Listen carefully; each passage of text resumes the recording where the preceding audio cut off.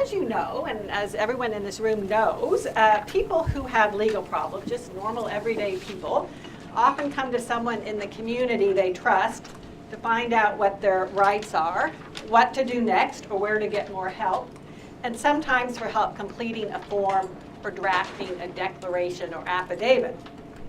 But community workers are often not sure what they can and can't do. The Law Society, the regulatory body for lawyers, sets the rules for who can and can't provide legal advice and practice law. And this is defined as the types of legal services. That's how the Law Society Act sets it out. The Law Society Act defines the provision of legal services as, and this is a quote, conduct that involves the application of legal principles and legal judgment with regard to the circumstances or objectives of a person. A somewhat circular and confusing definition, I think most would agree, although the Act also gives a list of examples. So I think all of you know that, or many of you know that community workers worry that if they accidentally provide legal services, in other words, if they stray into the area of providing legal advice rather than legal information, they risk being reprimanded, fined, or even prosecuted by the Law Society. This state of confusion can cause workers to hold back in giving help, unsure and worried about what they can and can't do. So, Malcolm, we've asked you to come today to help us better understand the rules, to understand the possible repercussions for inadvertently giving what may be considered legal advice or legal services, and to understand whether this state of affairs is likely to continue. So, enough from me. Now we'll hear from Malcolm. So my first question, I'd like to give you an opportunity to very briefly explain the rationale behind restricting certain types of activities to licensed lawyers and paralegals. How was the line drawn? What criteria were used to come up with the list of restrictions? So let me start just as Paul Shabas did by thanking you for having me here. What you're doing is really important, and the Law Society as an institution values the work you're doing for the people of Ontario. The second thing I want to say by starting is this isn't my fault. So the Law Society Act, the Province of Ontario, not the Law Society, has this definition of legal services, and it is, as you say, a circular definition. The reason that it came to be is historical, now a little over 10 years old, and it's, I think in some respects, an unfortunate fluke of history. What happened was that the province decided that paralegals should be brought into regulation, and brought into regulation as part of the Law Society. And so the definition of legal services was expanded. That which was prohibited, except unless you're a licensee, was expanded quite dramatically. And what we're seeing now is the problem, having brought paralegals within regulation, the net of where regulation is became so much bigger. How it was set, I actually have no idea because it's before my time. My belief is it was set as broadly as they could figure out how to set it, so they could ensure that there wasn't gaming with respect to paralegals, all of whom they wanted to be brought into regulation. So I think it's an over-inclusive or a broadly inclusive definition for another purpose, and you're struggling with the implication of that? Yep, thank you. So over-inclusive, and for reasons relating to the expansion to paralegals in terms of providing services. Very interesting. Okay, so in terms of what we're dealing with now, though, so I guess some of the practicalities on the ground, I'd like to run by you some of the activities that community workers currently engage in. And we've heard about these from you, we at CLEO, as we work with you and try to support your work. And we'll also hear more about this in the research update in the next session. So in your view, and we're not looking for a legal opinion here. Just information. Do these activities, and I'm going to give you list a few activities, do these activities fall within the realm of legal information? And why or why not? What factors come into play? So I think I've listed four or five. So first, helping people draft a declaration or affidavit.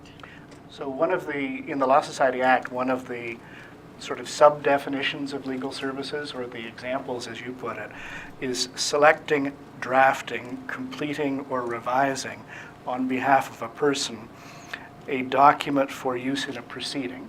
So if this declaration or affidavit is for use in a proceeding, it's caught by the Act. If it's a declaration or affidavit that affects the legal interests, rights, or responsibilities of a person, it's caught by the Act and defined to be legal services. So the magic thoughts are, what does draft mean? Yes. And that's not entirely obvious. And the other is, how broad is legal interests, rights, and responsibilities? But your starting point, I think, if you're drafting a declaration or affidavit, is it probably is legal services unless you can find your way to conclude it isn't. I think the starting point is it likely is.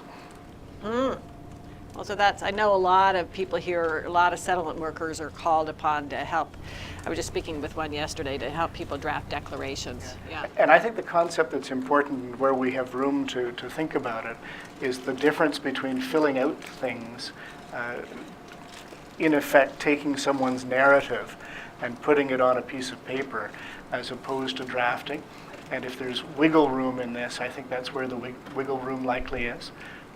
Okay, well, let's expand on that. So taking someone's narrative. So if someone tells you their story, I'm a community worker, you're somebody who I'm helping, and you tell me your narrative, can I write it down in a complete a form that way, or put it in an affidavit or declaration? So the easy stuff, it seems to me, is who are you, where do you live, all of the objective things which are just facts. Yeah. And if you're not choosing which facts to include or which facts to exclude, and you're merely getting that information from someone, I don't see how that's drafting.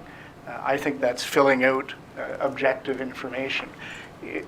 Similarly, if the question, the form says, where did you come from? What country, for example, are you coming from? Where have you been in between? I think those are pieces of information which, if the system requires it and you're simply getting that information and putting it in a document, I don't see there's any evil or problem with that. Where I think at the other end, if somebody tells you their narrative and you say, well, if I spin it this way, or if I pick these facts to include and exclude these facts because I think it'll help their argument, that seems more clearly to me to be drafting, to use the magic word. Right. So what if somebody tells you their narrative and they don't speak English well, and you say, well, let me transcribe this so it's coherent, so it's presented in better English, one of the official languages. So would that be drafting? Yeah, my view is no, that to translate or from one language to another, or to assist someone who's not literate in putting down in paper that which they could do for themselves if they had the language skills or literacy skills, I don't think in a purposive way one should think that's drafting. Okay, very helpful. Thank you. So the next example I wanted to run by you is filling out, you sort of touched on it just now, but filling out an application for government benefits. For example, an application for Ontario Disability Support Program. Yeah. So I enjoyed your first two questions because you actually, I don't know if you intentionally did, but you used drafted in the first question and you used filled out in the second. Yes. And so, unintentional. Yeah, when you use draft, you actually triggered a term which is used in the Act. Yeah. When you say filling out, you're not using a term used in the Act. So if I can give you practical advice, never talk about drafting, always talk about filling out. And again, I think the thought is the same. I don't know enough to be able to really give practical thought around what a disability support application looks like. It's outside of my understanding. But again, if you're providing the information which is clearly required and assisting somebody to do that, that seems to me to be different than picking and choosing which information to provide, picking and choosing how to pitch the story. Mm-hmm. Okay. So again, it's sort of using that discretion or judgment. I'm sorry, if can everyone hear me? Do I need to do a better job at holding up? Okay. Okay, so, and then the next one, helping someone who has literacy challenges, you already spoke to. How about attending with people in court, sitting by them in court, not speaking on their behalf, but just explaining to them what's going on? Maybe they're a person with some literacy barriers or not proficiency in either official language. Can somebody do that? Well, I think, again... Can a community worker do that? Yeah. So the way the Act is drafted is all about adding paralegals and making sure that their advocacy functions are captured in tribunals. And so the language which is used is represents a person in a proceeding before an adjudicative body. So the question is, are you representing the person or assisting them? Are you assisting them or are you giving them advice, which you can't do with respect to their legal interests? So being a support person, I don't see anything in the definitions which causes any problem. If you're merely saying, that's the adjudicator, they're up front, that's the reporter, that's where they are, you should understand in a general way how this process works, I think there can't be any problem with that. The trick is, or the risk would be straying over into saying, and this is what you should say given what has just been said by the witness before you. Right. And I picked that as an extreme example. I think, the problem with all of this is one talks about the line between information and advice, and the truth is there isn't a line. At best, there might be a demilitarized zone. Right. Okay. Well, that's very helpful too. Because I think that some workers would be uncomfortable attending with a client in court, thinking that and speaking to them and sort of helping them navigate the system. Yeah. As a practical point, though, if you're in court or in a tribunal, it's not just this that you have to be thinking about. It's whether or not the tribunal, the adjudicator, the judge would have trouble with what you're doing as well. And so different tribunals, different courts might well have different reactions about somebody sitting with a client at the table, quite different than providing them with information or simply sitting in the back and helping them. Right. Meaning, if you're helping if you're sitting helping somebody on the side, well, I guess it's somebody involved in the proceeding, the adjudicator may say you can't do that. Right. Yeah, and you have to do what the adjudicator says. Well, exactly. Adjudicators run their proceedings. Yeah. And Okay, so on to the next question. So the Legal Services Act, as Malcolm and I mentioned, spells out a few interesting exceptions to its rules, and I looked at them yesterday and I found them really interesting. So a couple. One exception is that an individual can provide legal services to a family member as long as that individual doesn't practice law in their professional life and provides those services to the member of their family for free. There is a similar exception for an individual providing legal services to a friend or neighbor for free as long as they don't provide legal services for more than 3 matters a year. So I'm not sure the reason for the 3 matters, but I found it interesting. So I'm going to ask Malcolm, what are the reasons behind these exceptions? again, it's not my fault. It's before my time. I told him I'd put him on the spot today, so he was. And I'm careful about it. So I think the truth is, one of the ways you deal with over-inclusive rules is by trimming them back in some particular narrow ways. And everybody knows friends and family help each other with respect to legal stuff. And if you read the Law Society Act on its face, they're not allowed to do that, and that's dumb. And so they cut it back. And then they realized, oh my gosh, if we say friends and family without, and neighbors without limitation, then that's just going to be wildly expansive and people will name it, manipulate it, and that happened. Right. So they said 3 times. Right. Clearly 5 is evil, 4 is not bad, 3 is perfect. Okay, well, so hearing that rationale, does that same rationale apply to community workers who provide help without charging a fee? Might they already be captured under the exception for neighbor or friend? Well, I guess if they truly are a neighbor or a friend and it's limited to 3, you're likely not going to have a problem, but I can't imagine you're going to have an impact on society 3 a year. That's a practical answer. Yeah, that's a practical answer. Well, and so then we're sort of digging behind this with my next question. So the Legal Services Act seems most concerned about people holding themselves out as having some expertise when they haven't received the important training that's required and charging a fee. That's what it seems to be concerned about, and I do get that.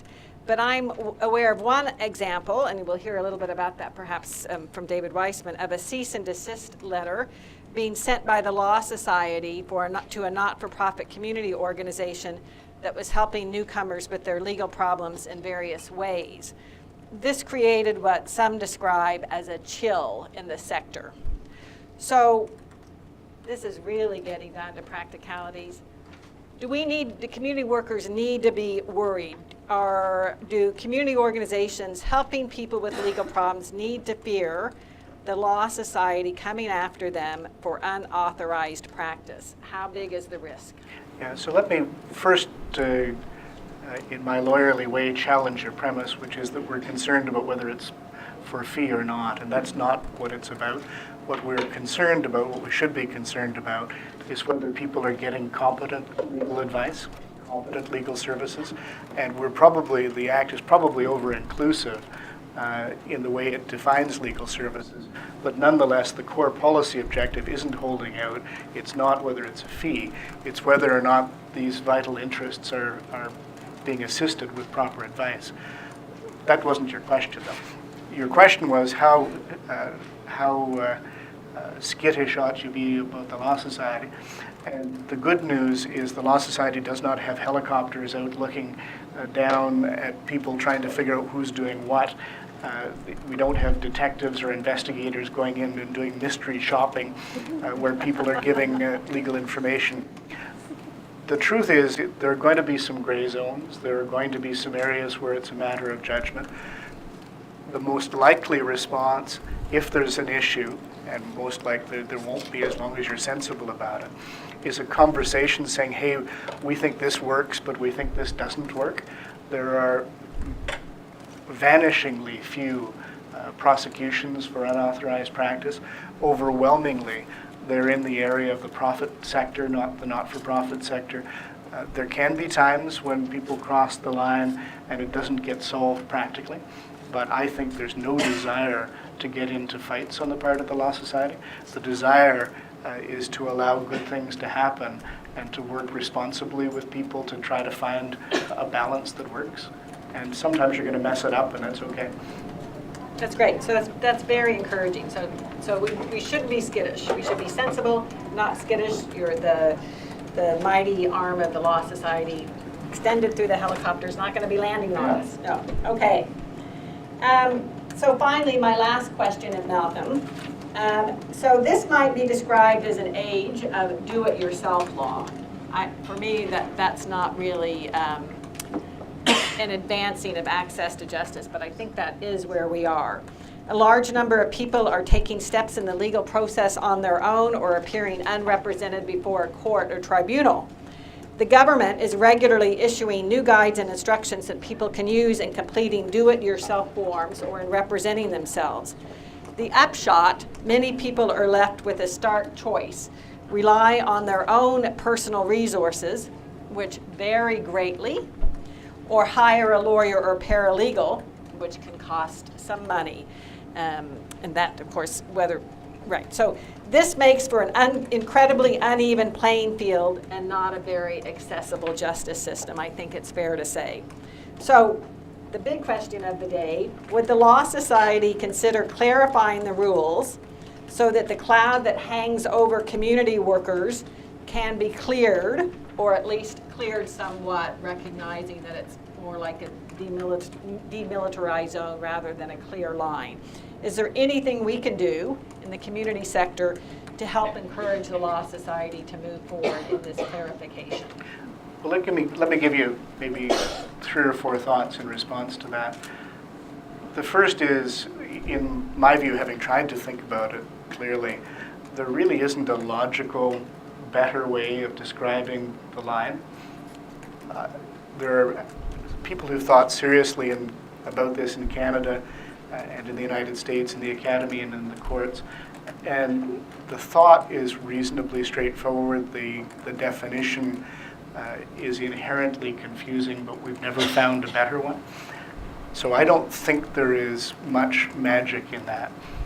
The English approach is to what they say is unreserve substantial areas. In other words, pull back the area which you might describe as a monopoly or you might describe as the regulated zone. That's been the English approach, and so they focus on narrower areas where only people can provide legal services. I think the way through this is incremental and focused, and the reason I think that is lawyers and paralegals, whether you view them as protectionist, which they are, or proud of the services they provide and very concerned about poor services being provided by those who aren't regulated, which they are, they're not, in my view, wearing the scars of some of these battles, prepared to see substantial movement as we would have seen in England. We've just recently, as Paul Shabas said, been able to get through a revision which allows charities and not-for-profits to hire lawyers and paralegals to provide services to the clients of the charity or paralegal. And believe it or not, that was contentious. You would think that was blindingly obvious, but the lawyers particularly were concerned about this being the thin edge of the wedge. So we got it through because it was a sensible thing to do. What I think is worth doing is either what I think is worth doing is actually let's try to figure out together what are the things that you are doing that are in the demilitarized zone.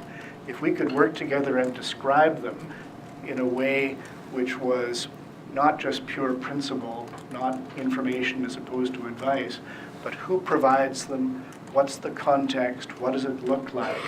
If we can describe the demilitarized zone practically, I think there's a chance of creating it. That is a perfect ending to this interview. And Malcolm, I really appreciate your thoughtful, insightful thoughts today and taking the time and trouble to share them with us and answering my pointed questions and in a cheerful way. So thank you very much. Always my pleasure. I'm flattered to be here. Thank you.